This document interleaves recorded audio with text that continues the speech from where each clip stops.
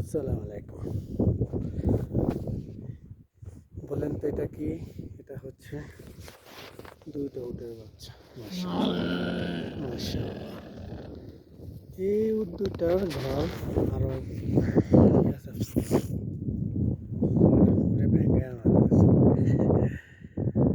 আরো উট আছে, সব বাইরে গেছে গা। আমি আসছি এই উটের ঘরে, এখানে ঘর বানাবো, এইখানে ঘর বানাবো, জিং লাগাম, টিন লাগাবো আর কি। আর এই তো এইখানে ঘর বানাইতেছে, দেখছেন? এ ভাতিজা, তুমি কি করো? হ্যাঁ, আমার এক ভাতিজা লাম মারতেছে।